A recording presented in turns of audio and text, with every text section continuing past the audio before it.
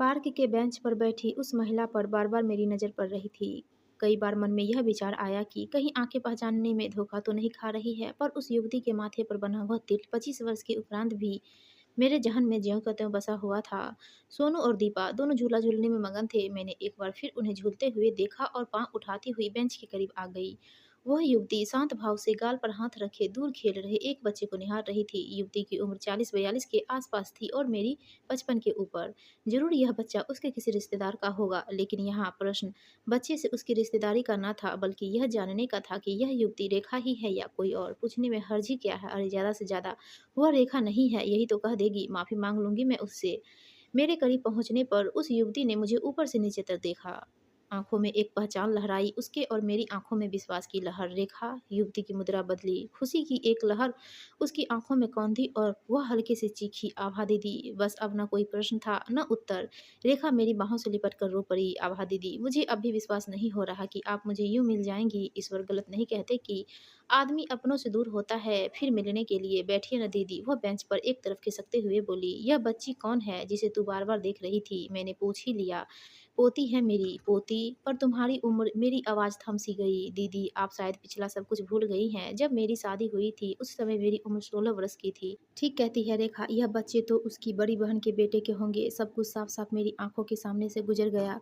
रेखा का चेहरा जरा भी बदला नहीं था, वैसा ही भरा हुआ बदन, बड़ी बड़ी आंखें, माथे पर तिल और लंबे लहराते बाल जो आज भी जूड़े की शक्ल में कंधे पर लुढ़के हुए थे। यहाँ कहाँ रहती हैं आप दीदी? वह सामने वाली बिल्डिंग देख रही हो, उसी के दूसरे फ्लोर पर तुम्हारे जीजाजी यहीं पोस्टेड है। बिजली विभाग में एक बेटा बहू है और एक छोटी बेटी इंजीनियरिंग कर रही है। बस यही मेरा परिवार है और मेरी जिंदगी भी। पर जो है वह आपकी अपनी तो है रेखा। मैं उसकी बातों पर कांप उठी। हाँ दीदी, 25 वर्ष तक जिसके लिए तन और मन दोनों का होम किया, वो कभी अपने न हुए तो उनके बच्चे से क्या शिकायत? रेखा की आंखें फिर डबडबा आई, जिन्हें स्नेह से अपनी हथेली से मैंने पोंछ दिया। तभी रेखा की पोती सोनी दौड़ती हुई आई। दादी, घर चले, मैम के आने का समय हो गया है। चलते हैं बेटे, पहले इन्हें प्रणाम करो, यह भी तुम्हारी दादी है। मैंने सोनी को प्यार किया। फिर रेखा ने ही पूछा, आपके घर का नंबर क्या है दीदी? तू आएगी? हाँ दीदी, कल ही आऊँगी दोपहर में। आपको कहीं जाना तो नहीं है? तू आएगी तो कहीं जाना भी होगा तो नहीं जाऊँगी। मैं कल तेरा इंतज़ार करूँगी। आँखें पोंछते हुए रेखा उठ गई तो मैं भी दोनों बच्चों को लेकर घर आ गई। एक बेटा और एक बेटी के साथ पति के सानिध्य में दिल्ली आए हमें 15 वर्ष हो गए थे। जयपुर से यहाँ ट्रांसफ़र हुआ था अखिलेश का। बेटा तब पढ़ रहा था। 5 वर्ष पूर्व उसका भी ब्याह हो गया था। बेटी के लिए हाल ही में एक बड़े व्यापारी के इकलौते पुत्र का रिश्ता आया था। अखिलेश तो नहीं चाहते थे, पर मैं चाहती थी कि यह रिश्ता हो जाए। पता नहीं ऐसा घर और वर फिर मिले या नहीं। घर पहुंची तो अखिलेश बगीचे में लगाए फूलों को पानी देते हुए मिले। मुझे देखते ही बोले, कल मौका निकाल कर इन पौधों पर दवा का छिड़काव कर देना, पत्तों पर कीड़े लग रहे हैं। मैं शांत रही, किसी से भी बात करने का दिल नहीं कर रहा था। खाना बनवाने में बहू की मदद करने भी उस दिन मैं रसोई में नहीं गई। बार बार रेखा का उदास चेहरा आंखों के सामने तैर जाता। सच कहते हैं, अपने मायके का तो कुत्ता भी प्यारा होता है। कैसी आत्मीयता से मिली थी रेखा मुझसे। अखिलेश के सोने के बाद मैं टेरेस पर आकर बैठ गई। पार्क का वह कोना घर से साफ दिखता था। मुझे लगा अभी भी रेखा वहाँ बैठी सुबक रही है। बनारस में रेखा का घर मेरे घर के पास ही था। उसकी बड़ी बहन शोभा मेरी सहेली थी। इस कारण रेखा मुझे भी दीदी की ही बुलाती थी। दोनों बेटों के बाद तीसरे बेटे के जन्म के समय शोभा चल बसी। घर में एक तरफ मातम था तो दूसरी तरफ वो नन्हे बच्चों के साथ एक नवजात शिशु की देखभाल का प्रश्न भी। ममता का हाथ बच्चे पर कौन रखे, यह विचार सभी के दिमाग में कौंध रहा था। फिर शुरू हुई नई माँ की खोज। बच्चे इस बीच नानी के घर पर रहे। शोभा के पति बड़े अधिकारी थे। जब भी शोभा मायके आती तो भाई बहनों के लिए ढेर सारा उपहार लाती। रेखा तो निहाल हो जाती। मध्यम वर्गीय घराने की बेटी इन उपहारों से निहाल न होती तो क्या होती। शोभा की मौत के बाद 16 वर्षीय की रेखा अजीत जीजा से ब्याह दी गई। यह समाचार मुझे मेरी ससुराल में ही मिला था।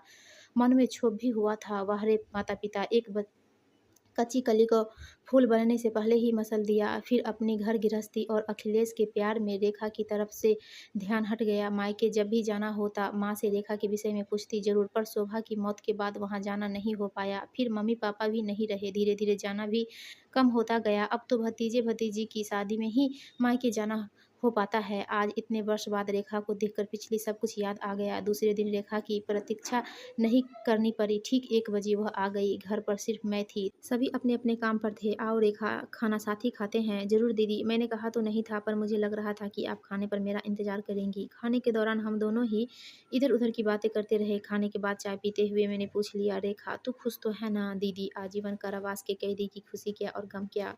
रेखा, उसके हाथों को प्यार से सहलाते हुए मैंने पूछ लिया, यह शादी तूने की ही क्यों? मेरी उम्र ही क्या थी आभा दीदी, यही कोई 16-17 वर्ष। उस समय जीजाजी का पूरा व्यक्तित्व मुझे अच्छा लगता था।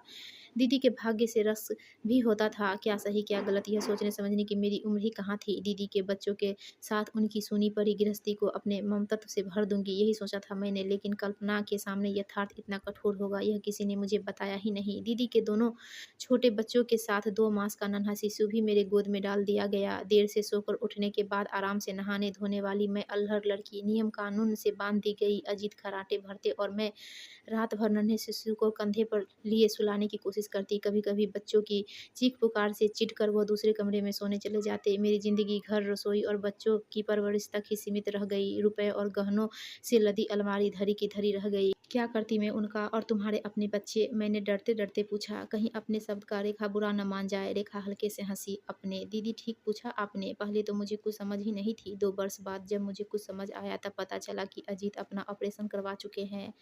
मुझसे विवाह के पहले ही ऑपरेशन करवा चुके थे। ओह माँ! यह क्या अनर्थ हो गया तेरे साथ? मेरी आवाज़ में घुला रोष स्पष्ट झलक आया। पत्नी के सबसे बड़े अधिकार से अजीत ने इसे वंचित कर दिया। तो अजीत तेरे साथ रहते तो हैं ना? अब इस उम्र में कहाँ जाएँगे? 1 वर्ष पूर्व उन्हें बाईं तरफ झटका मार गया।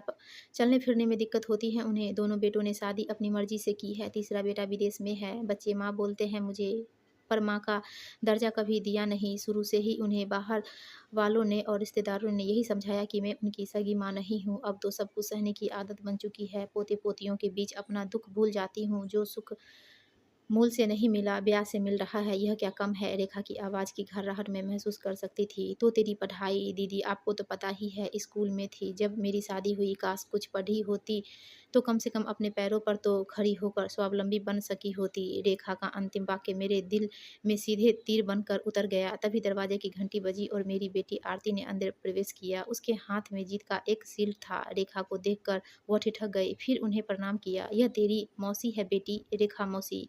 यही रहती है, अब हम हमेशा मिला करेंगे। यह तो बहुत अच्छी बात है माँ। फिर शील्ड मेरे हाथ में पकड़ाते हुए बोली, यह देखिए माँ, विश्वविद्यालय स्तर पर जो प्रतियोगिता हुई थी उसमें मैं प्रथम आई हूँ। बेटी के चेहरे की आभा, आंखों की चमकती खुशी और रेखा का दुखद अतीत ने मुझे यह निर्णय लेने पर तत्काल विवश कर दिया कि आरती पहले पढ़ेगी, अपने पैरों पर खड़ी होगी, फिर ब्याही जाएगी। चाहे कितना भी बड़ा घराना इस समय उससे ब्याह करने के लिए तैयार क्यों न हो। दोस्तों, आपकी कहानी अच्छी लगी तो प्लीज़ हमारे वीडियो को लाइक कीजिए और चैनल को सब्सक्राइब